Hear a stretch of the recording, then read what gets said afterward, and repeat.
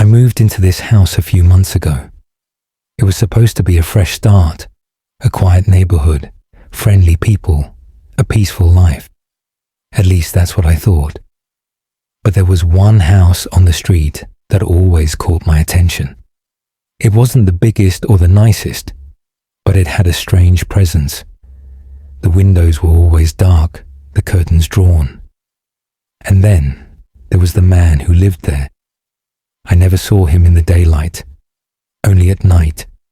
He would stand by his window, barely visible through the curtains, just watching the street, watching me. At first, I told myself I was imagining things. Maybe he was just shy, or a little odd, but there was something about him, his stillness, the way his shadow seemed to linger even after he moved, that made me uneasy.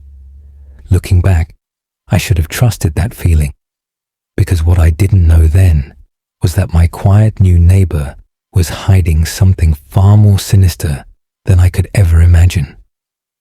It all started on a rainy evening. I was coming home late from work, juggling groceries and fumbling with my keys when I felt it, the unmistakable sensation of being watched. My skin prickled, and I turned around. There he was, standing at his window, half hidden behind the curtains. For a moment, our eyes met, or at least I think they did. The rain blurred my vision, but I could feel his gaze, cold and heavy, piercing through me. I tried to brush it off, telling myself I was overthinking. But as I walked inside, I couldn't shake the image of him standing there, unmoving, like a statue. The next day, I saw him again, this time in his front yard. He was raking leaves, but something about the way he moved felt unnatural, like he wasn't used to doing something so ordinary. When I walked past, he stopped, turned, and smiled, a smile that didn't reach his eyes. "New to the neighborhood?" he asked in a voice that was calm but oddly rehearsed. Yeah," I replied, forcing a polite smile. "Just moved in last month." "Welcome," he said, his smile lingering a moment too long before he turned back to his yard. It should have been a normal interaction, but something about the way he looked at me, like he was sizing me up, sent chills down my spine. That was the first time I felt like something wasn't right about him, but it wouldn't be the last. The first strange incident happened late one night. I was lying in bed, the house silent except for the faint ticking of the clock. Suddenly, I heard it, a faint scratching sound, coming from outside. At first, I thought it was just the wind, but then it stopped, only to start again, this time louder, more deliberate. I got up, peering out the window.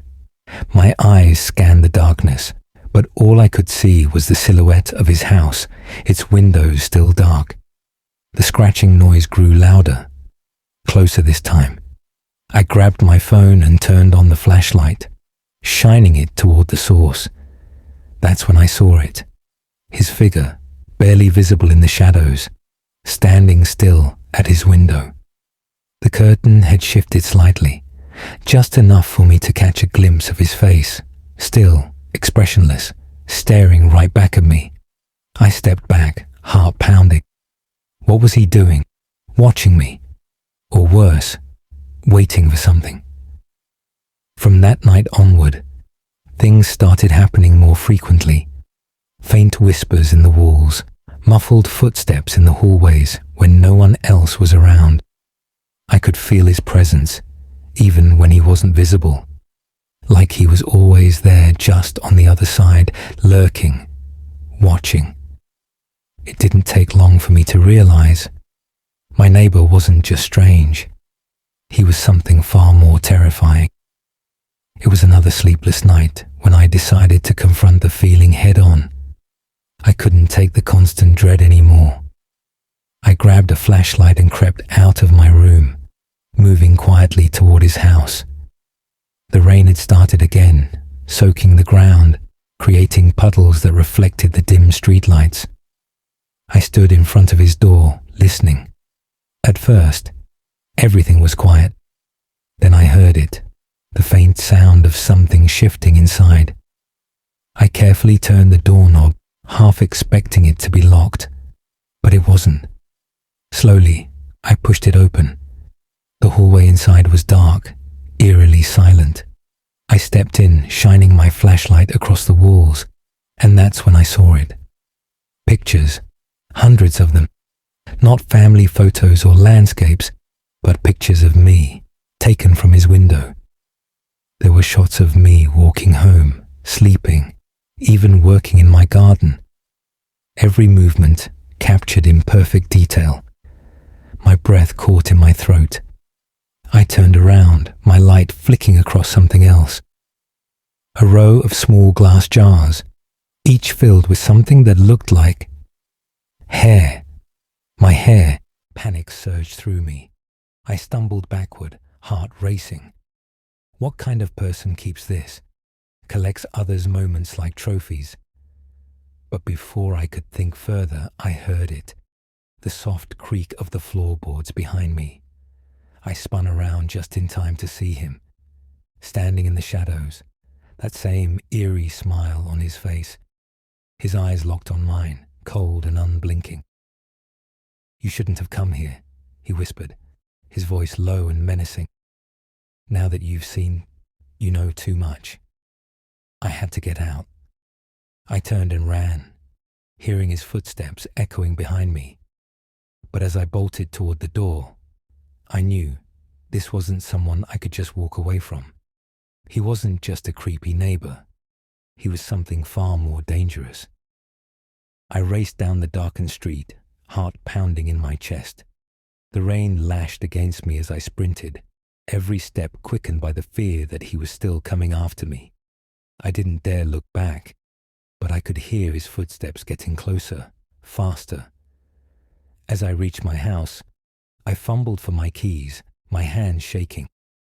I managed to unlock the door and slammed it shut behind me, locking it as quickly as I could.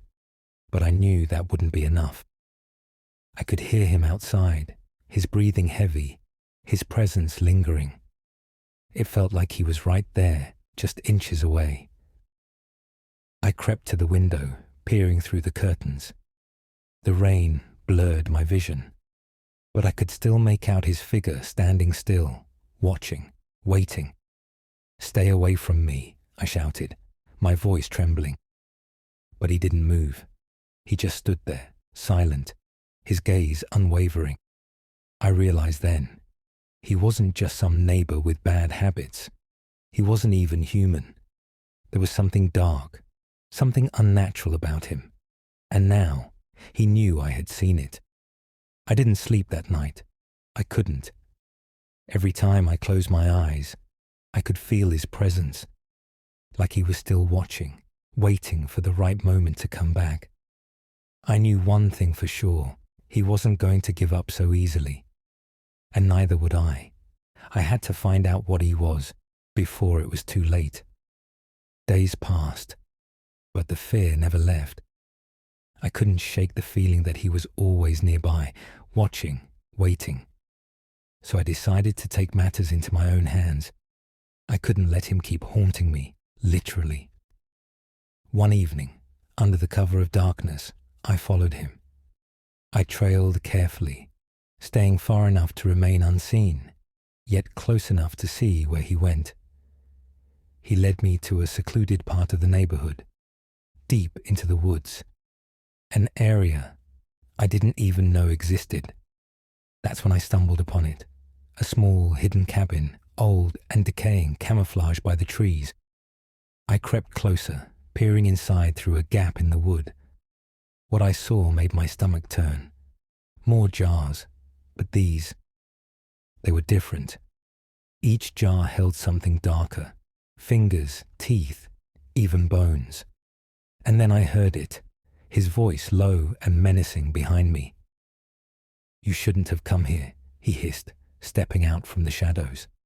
His eyes gleamed with something twisted, something inhuman. You're mine now. You've seen too much. I knew then that there was no going back. The only way out was to face him. And as I stood there shaking with fear, I made a decision. This nightmare was ending tonight, one way or another. Subscribe if you want to know how this ends, because it only gets darker from here. You know, they always say you should get to know your neighbors.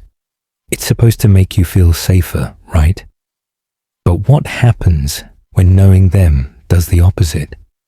What happens when the people living just a few steps away from you aren't who they seem? I never expected my peaceful little neighborhood to become the setting of my worst nightmare.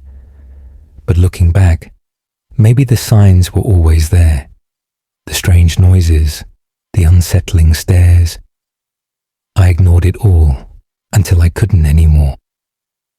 Before we dive into this chilling story, take a moment to subscribe to the channel and hit the notification bell. Trust me, you don't want to miss what's coming next. It might just keep you up tonight. Now, let me take you back to where it all began. It all started with the noises. At first, I thought I was imagining things, just the usual creaks and groans of an old house. But this was different. It always happened late at night, around 2 or 3 a.m. Heavy, dragging sounds, as if someone was moving furniture, or something heavier. One night, curiosity got the best of me. I peered out of my window toward my neighbor's house. His lights were off, but there he was, standing in his yard, staring directly at my window. I froze. It was as if he knew I was watching. I tried to brush it off, but then came the packages. Every other day, large, unmarked boxes would arrive at his doorstep. They were always delivered late at night, and by morning, they'd vanish. What could he possibly be doing with them? At this point, I couldn't shake the feeling that something was very, very wrong. And yet, I convinced myself that it wasn't my business. Not yet, anyway. And hey, if this is giving you chills already, don't forget to subscribe to the channel. I've got even more terrifying tales to share. And trust me, this story only gets darker from here. Now, let me tell you what happened the night I decided to investigate. That night I couldn't sleep. The noises were louder than ever, and my curiosity was eating away at me. I decided to take a closer look. Armed with just my phone flashlight, I slipped out into the dark. As I crept closer to my neighbor's house, I noticed something strange. His backyard gate was slightly ajar, swinging gently in the cold wind. Against my better judgment, I pushed it open and stepped inside. The air was thick with an unfamiliar metallic smell. As I scanned the yard, I noticed freshly dug patches of dirt. My heart raced. Was this just gardening or something else? Suddenly, I heard footsteps behind me. I turned around, and there he was, standing in the shadows, watching me. He didn't say a word, but his presence alone was enough to send chills down my spine. I quickly muttered something about looking for my cat and hurried back inside. That's when the knocking started. 3 sharp knocks on my front door, followed by silence. I didn't dare answer it. The next morning, I found a note slipped under my door. It read, "Stay out of my yard." By this point, I knew something was horribly wrong. And if you think this is terrifying, just wait, because the worst was yet to come. If you're hooked on this story, now's the perfect time to subscribe to the channel. There's no telling how much darker this is going to get. Now let me tell you about the night everything spiraled out of control. I didn't sleep at all that night. The note had confirmed what I feared. My neighbor was watching me, and he knew I was onto him. But instead of backing off, I decided to get answers. I needed to know what was happening behind his closed doors. The next evening, I noticed his house was dark and silent. Gathering every ounce of courage, I approached his porch. My hand trembled as I knocked on the door. No response. I tried the doorknob. It was unlocked. As the door creaked open, a foul stench hit me like a wall. The living room was in disarray. Furniture overturned, strange symbols scrawled on the walls. But what froze me in place was the trapdoor in the middle of the floor. It was slightly open, and a faint, muffled sound was coming from below. I was about to back away when I heard his voice behind me. "You really shouldn't have come here," he said, his tone cold and menacing. Before I could react, he lunged at me.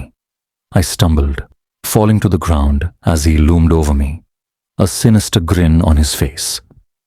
At that moment, I thought it was the end, until the sound of sirens filled the air. Someone, maybe a neighbor, must have seen me go inside and called for help.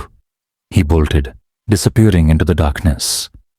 When the police arrived, I pointed them to the trapdoor. What they found down there was something I'll never forget.